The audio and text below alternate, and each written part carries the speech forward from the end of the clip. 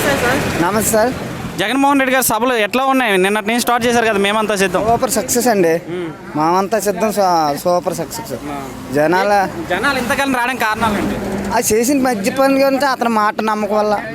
అతను మాట ఇస్తే మడ తిప్ప నాయకుడు కాబట్టి ప్రతి జనం కూడా అతను వస్తా అంటే ఎదురు చూస్తారు. అలాగే మరి ఇప్పుడు వచ్చేసి ఏమంటున్నారంటే, ఏదైతే పవన్ కళ్యాణ్, చంద్రబాబు నాయుడు, మా మోడీ గారు కలిపి సభలు అయితే పెడుతున్నారు కదా, జనాలు వాళ్ళకి వీళ్ళకి తేడా ఏంటంటారు?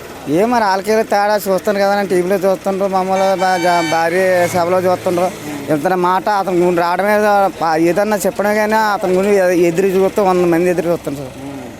నచ్చలు చూస్తున్నారు ఎదురు. మరి ఎంతకాలం జనాలు రావడానికి కారణాలు ఏంటంటారు? అతను చేసిన మంచి పనులండి. మాట ఏం చేశారు? అమ్మఒడి కానీ, రైతు భరోసా కానీ, మామూలు యువత కానీ, ఇంకా పిల్లలు కానీ, ఆరోగ్యశ్రీ కానీ, రకరకాల ప్రతి పని అభివృద్ధి చేశాడండి.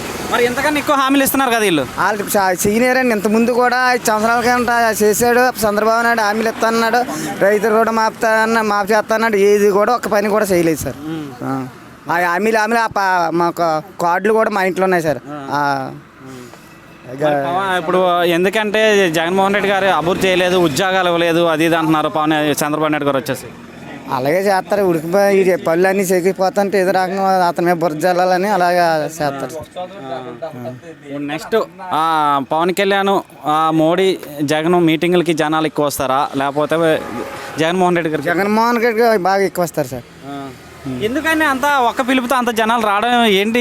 ఇంతకుముందు ముఖ్యమంత్రులు చూసారు, ఇప్పుడు ముఖ్యమంత్రి మడం తిప్పని నాయకుడు. వాళ్ళ నాన్న ఎలా చేశాడు, వాళ్ళ నాన్న మీద 4 అడుగులు ముందేసి చేస్తారు. అయితే super success. Super success. Okay.